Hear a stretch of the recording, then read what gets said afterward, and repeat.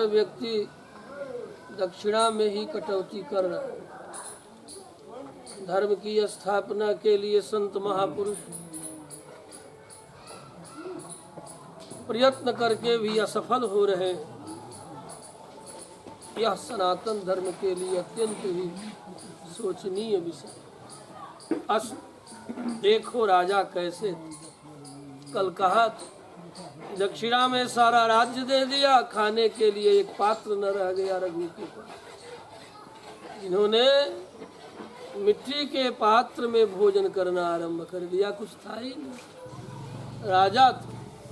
इसका कंसेप्ट, इसका मनोविज्ञान कल आपको रामायणी कथा के आधार पर कि क्यों ऐसा करना चाहिए, इसमें वर्तमान ज्वलंत उदाहरण आपको हमने बताया। जब राजा यह समझ बैठता है, कोई भी प्रतिनिधि जब ये समझ बैठता है कि मैं ही सार्वभौम हूँ, उस दिन प्रजा का असंतोष झेल नहीं सकता। कल ये भी कहा था कि राष्ट्र का मूल राजा नहीं है, न राज परिवार है, न भूमि है, न कोष है, न मंत्री है, न मंत्रिमंडल है। किसी भी राष्ट्र का मूल है प्रजा।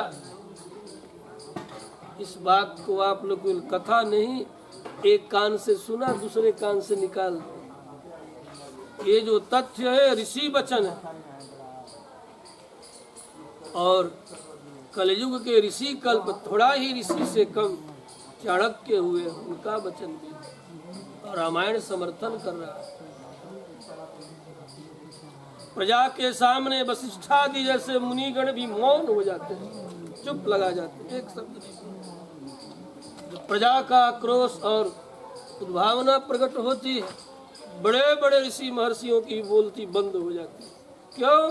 क्योंकि पता है कि राष्ट्र का मूल कोष नहीं है, पुरोहित भी नहीं है, मंत्रिमंडल कोई नहीं है।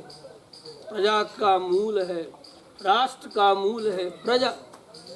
मैं दक्षिणा पर यह बात इसलिए कह रहा हूँ, रघु के चरित्र को इसलिए उठा के रख रहा हूँ पुनः। क्यों ऐसा उन्होंने किया? ये समझ करके जो कुछ भी हमारा है यह प्रजा का है, और प्रजा के दिन रात संरक्षण में अपने सद्व्यवहार, सद्विज्ञान और सद्ज्ञान के द्वारा ये मस्तिष्क रूप, मति रूप महात्मा ऋषि, यही मति है प्रजा की। क्योंकि प्रजा की मति को यदि ठीक करना होगा तो मतिमान व्यक्ति की जरूरत पड़ेगी, मूर्खों की जरूरत नहीं पड़ेगी। मूर्खों से प्रजा नहीं ठीक होने वाली, वहाँ मतिमान की जरूरत है।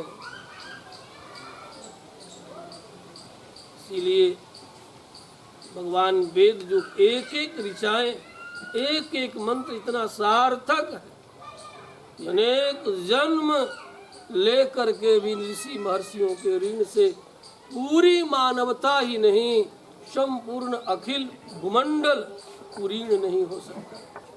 लेकिन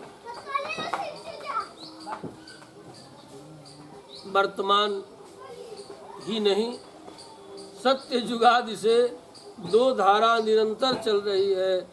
एक धारा सकारात्मक दृष्टि को रखने वाली और दूसरी धारा नकारात्मक दृष्टि को रखने वाली। जो वास्तव में अधर्म है, रावण भी सनातनी ही था, और सत्ययुग में हिरण्यकशिपु भी सनातनी ही था। सनातन धर्म से बाहर कोई नहीं, इतना आप जरूर समझें।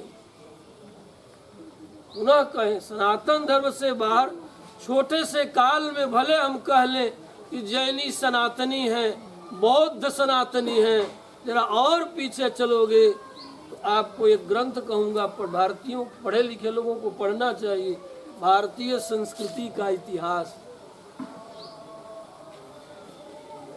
जिस इतिहास को लिखने के कारण अपमान सहन करना पड़ा था हमारे श्री सुदर्शन सिंह चक्र जी को, जो बनारस के रहने वाले थे, और उन्हीं के बदले में ये जवासुर और गंदासुर ने एक और असुर जो बिहार में जन्म लिया था, साम्यवादी दिनकर को उठाया, जिसने महाभारत के अनेक तथ्यों को उल्टा पुल्टा लिखा, रश्मि रथी इत्यादि ग्रंथों में इतना उल्टा लिखा।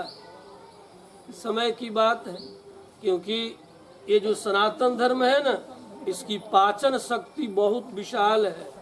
यहाँ आतापी बातापी को भी पचाने वाले अगस्त्यादि मुनिगणों ने जन्म लिया। इल्वर और बलबल को खल से खींच कर मूसल से प्रहार करने वाले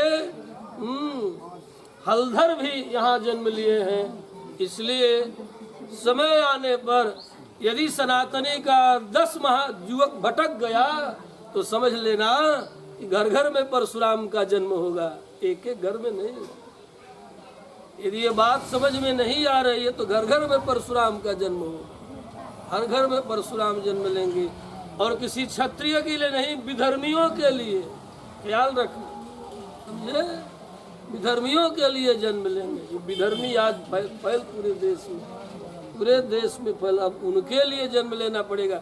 और ब्राह्मणों के कुल में नहीं, हिंदुओं के कुल में, ख्याल रखना। हाँ, हिंदुओं के कुल में जन्म, सनातनी के कुल में जन्म लेना होगा। आज ये परिवेश आ गया है।